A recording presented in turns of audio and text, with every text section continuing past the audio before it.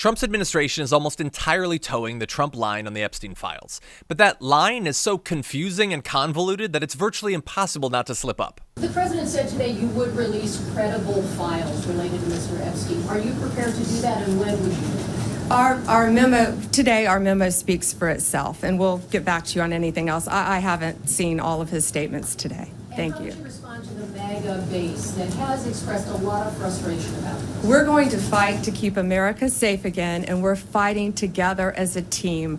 That's what's so important right now. You know, we've got a war on drugs. We've got a war on human trafficking. We've got cartels in this country, and we are going to do. We've got foreign adversaries around this world as well, and we're all going to work together as a team to fight to keep America safe again. And I can tell you that's what we're all committed to. Thank you. Thank you all for being here. And get it. It's just going to be, and I keep on saying this, Joy, all Donald Trump has to do is release the Epstein files. That's right. This whole that Pam Bondi's standing the way. I mean, he's the one who's telling her not to release the entirety of the release the files. None of these people are independent actors. Pam Bondi is not a real attorney general. Let me say that again. Y'all gonna get mad. You're gonna scream like y'all screamed about Wajahat Ali and me. Oh my God, that was ridiculous. Listen, but y'all scream again. Pam Bondi is not a real attorney general. She just works for Donald Trump. She takes his orders. She obeys Trump. All these U.S. attorneys, you know, what's her name from Fox? I hope she's sober. She's the U.S. attorney from D.C. Pirro. Yeah.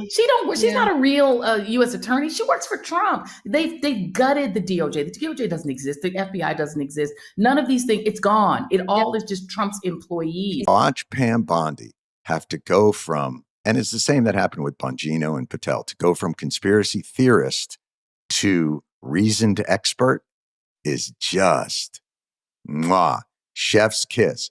Oh, there's a minute missing from the prison videos. They had security camera footage from the prison, but there's a minute missing from 11:59 to midnight.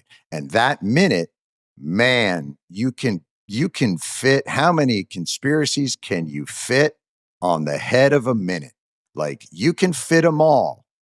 And watching Pam Bondi have to go, listen, I get it. Minute is missing, but it turns out there's a very simple explanation, and it's somewhat innocuous. So it's not the sinister motives that everybody thought it was. So I'm sure that will take all the air out of this conspiracy, because I've just explained to you there's a very reasonable explanation for why that doesn't exist. Watching them dance on the head of this pin is going to be, and I will guarantee you, that ultimately you're already starting to see it. It's fire Pam Bondi. It's not fire the guy who's in all the pictures with Epstein and who said, I don't know if I'm going to release the files because there's a lot of phony stuff in there. And Trump said there was phony stuff in there. And we all know the definition of phony when it comes to Donald Trump. Anything that reflects poorly on Donald Trump is phony or fake. So by the very fact that he used that word specifically tells you something. Congressman, what's your reaction there to what the White House press secretary said, basically echoing what we've heard from Vice President J.D. Vance? Well, look, we say where there's smoke, there's fire. And when it comes to Trump and Epstein, there's more smoke than at a Texas barbecue. I mean, Trump campaigned on releasing the Epstein files. Then his attorney general seemingly reminded him that he's probably all up in these files. And so now Trump and his spokespeople are trying to cover it up. But we are going to make sure that there's transparency in this case. I just recently, along with other Republican and Democratic members, met with nearly a dozen of the survivors in this case. And these crimes are horrific. And we need to make sure that everyone is held accountable, because no president, no head of a bank or a financial institution, no powerful person should be able to get away with these kinds of crimes held unaccountable. I want to follow up on something you said. You said the Epstein documents are a hoax that Democrats are perpetrating against the president. You said he didn't sign that check, that he didn't sign the birthday card that he allegedly signed. So what is the theory, since these documents came from the Epstein estate?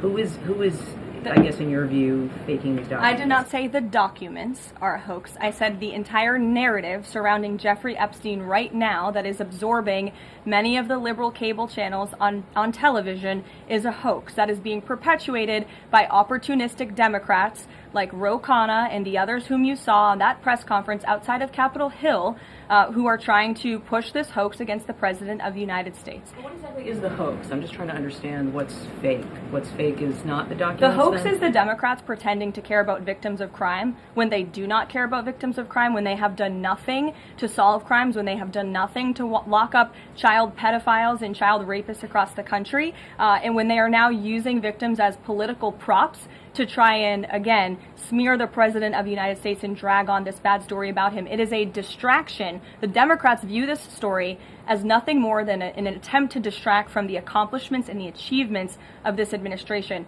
And that is what we mean when we call it a hoax. If he didn't sign these, if you said he didn't sign the birthday card, he didn't do this, he also didn't do the check, those were in documents from the estate. So what is the working theory as to why he's in them? The president has one of the most famous signatures in the world, and he has for many, many years. You know that, Maggie, you've covered him for a long time, long before he assumed this office when he was a businessman in New York. The president did not write that letter. He did not sign those documents. He maintains that position, and that position will be argued in court by his lawyers. The president is very confident he is going to win this case. The White House support a professional handwriting expert review of the document released yesterday to prove that it's not the president's signature?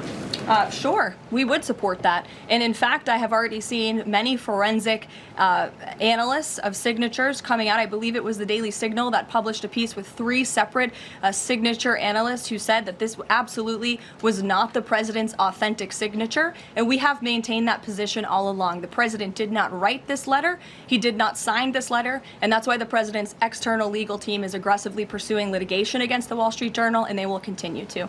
You addressed the crime of Irina Zurika, and the president has done a lot to deliver justice for victims of crimes like that horrific stabbing. And the Epstein files are back in the news because a lot of Americans feel that that Jeffrey Epstein's victims never got justice.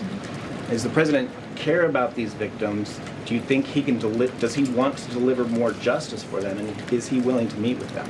The president cares about victims of all crimes, and that's why Republicans in the Trump Department of Justice have done more in terms of transparency when it comes to the Epstein case than any prior administration. And why are the Democrats all of a sudden caring about this? It's because they are desperately trying to concoct a hoax to smear the President of the United States. We have seen this time and time again. Ro Khanna and all of these other Democrats, they could have cared about those victims 4 years ago when Joe Biden was in office. They could have pushed for transparency then. Unfortunately, the Democrats are using victims as political pawns to try to smear and to push a hoax against the President of the United States. And I will get you numbers on the amount of child predators that this administration and this FBI and this Department of Justice have locked up under President Trump's leadership. We have done more than any president to protect victims of crime, especially disgusting, heinous sexual crimes. And that includes the deportation of illegal aliens who are perpetrating these crimes against innocent victims in our country right now today. And that remains a top priority for this administration. Again, I do want to say we have no reason to think that he was in any way involved with that check itself. Also, no reason to think he's conducted any wrongdoing involving Jeffrey Epstein. You noted, you're a prosecutor, you're a lawyer here. There's this defamation. I would say we have lots of reasons to think he was involved in wrongdoing. I mean, at this point, there's a lot of smoke. There may be some fire, but I would just push back and say I think there's a lot of reason to think Donald Trump was involved. Involved with what? I'm sorry, what exactly, what proof do you have that he was involved with wrongdoing in regards to Jeffrey Epstein? And if that's the case, why have there been no prosecutions over 20 years here? Because there haven't really been any allegations that he was involved with wrongdoing. There are a lot of connections where Donald Trump was named, right? We had a 14-year-old claiming that she was raped by him, then withdrew that claim after she was apparently threatened. His name appears a lot. And again, we at this point, our job is to find justice for these survivors, and that means that we need to continue digging, knowing that there is a cover-up taking place right now. And I didn't say that we have proof. At this point, we have like a lot of smoke. But Donald Trump's name is clearly mentioned multiple times. We've seen him lie over and over about things that we now know to be true.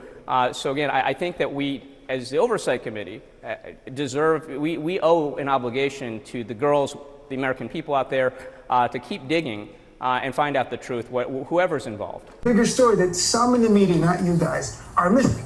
And the bigger story is Pam Bondi is AG now. Pam Bondi was AG of Florida from 2011 to 2019 when Jeffrey Epstein continued with his child sex ring after he was released from prison. She made going after child sex pedophiles, she said that top priority.